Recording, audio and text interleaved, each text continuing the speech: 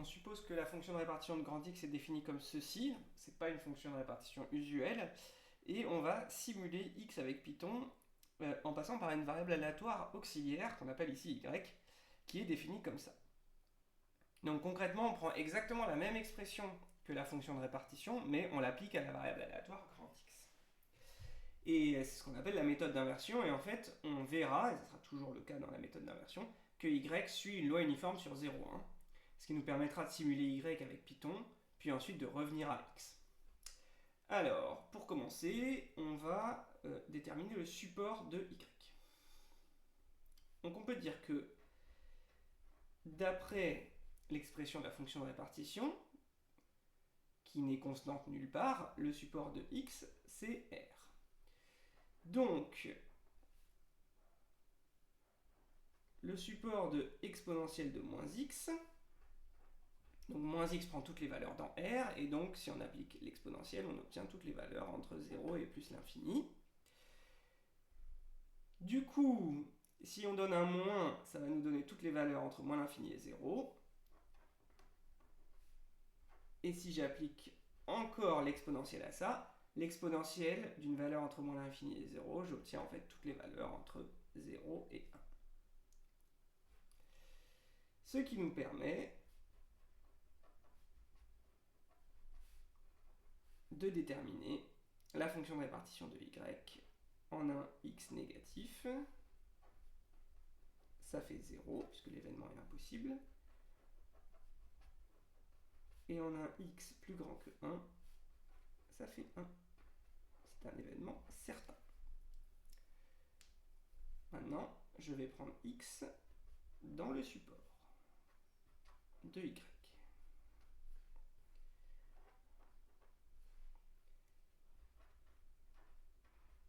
Cette probabilité-là, c'est par définition la probabilité de cet événement. Et je veux isoler grand X. Donc qu'est-ce que je vais devoir faire? Je vais devoir multiplier par moins 1 et appliquer ln deux fois en faisant les choses dans le bon ordre. Donc pour commencer, je vais appliquer ln. J'obtiens moins exponentielle de moins x est inférieur ou égal à ln de x. Qu'est-ce que j'ai fait là? J'ai appliqué ln des deux côtés. Alors ça maintient bien l'inégalité, c'est bien exactement les deux mêmes événements, parce que ln est... Alors attention, il faut mentionner ici la stricte croissance. Si on parle juste de la croissance, ça ne suffit pas. Pourquoi? Parce qu'on est en train de dire que cet événement-là et cet événement-là, c'est le même, pour justifier qu'ils ont la même probabilité. Et pour passer de là à là, on applique ln qui est croissante, mais pour passer de là à là, on n'applique pas ln, on applique exponentielle qui est croissante. Autrement dit, la bijection réciproque de ln. Quand on dit que ln est strictement croissante, ou bijective et croissante, ce serait la même justification, on justifie bien qu'on peut passer de là à là et de là à là. Maintenant, je vais multiplier par moins 1. Ça va changer le sens de l'inégalité.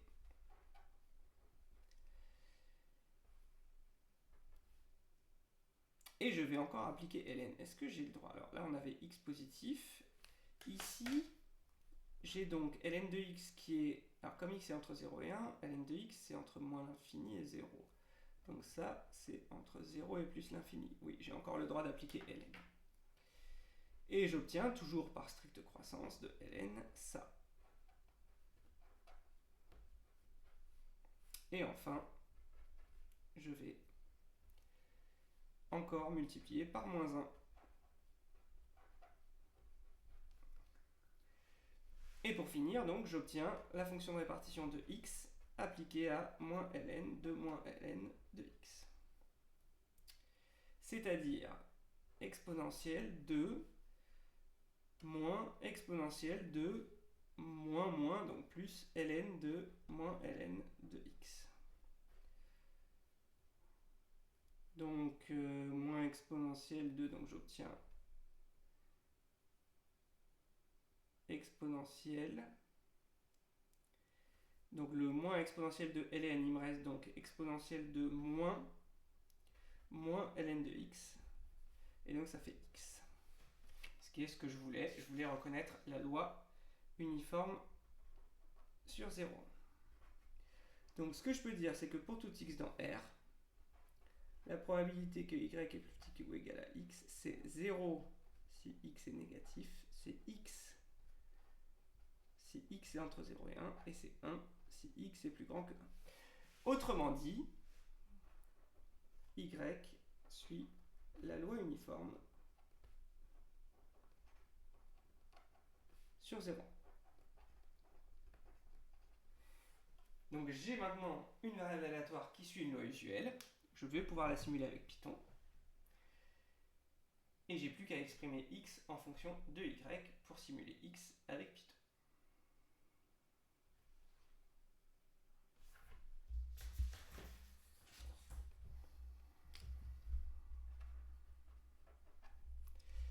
Alors, donc j'ai y qui vaut exponentielle de moins x, ce qui me donne que je vais en fait obtenir le moins ln de moins ln.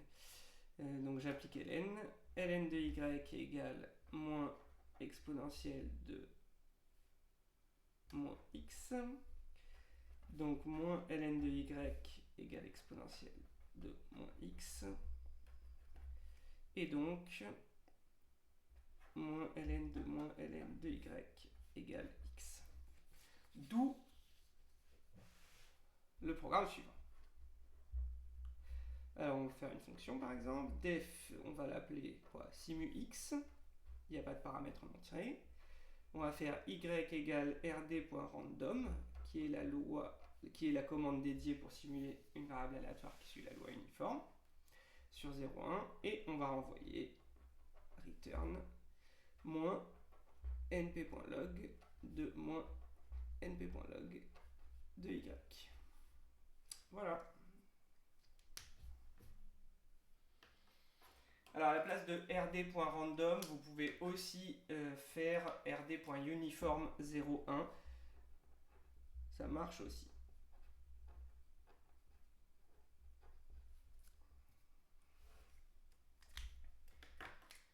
Alors le barème là-dessus. Donc il y a plein de choses à faire dans cette... Il y a plein de choses à faire. Donc là il y aurait déjà un point pour déterminer correctement le support, un point pour en déduire les valeurs évidentes. Ensuite, ici, pour le transfert de fonction de répartition. Donc il y a un point pour parvenir à fx de moins ln de x. Un point pour la stricte croissance de ln, au moins une fois, donc ici ou ici. Et un point pour mentionner à un moment donné qu'on prend ln d'une quantité qui est bien strictement positive. Donc on en est déjà à 5 points. Un point pour conclure avec x, ici, et un point pour reconnaître la loi uniforme sur 0,1.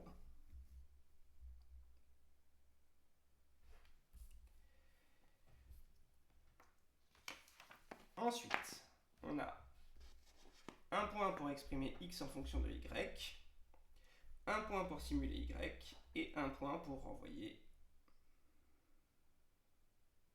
le bon x. Ça fait 10 points pour cette méthode. Bon, forcément, il y avait beaucoup de choses à faire.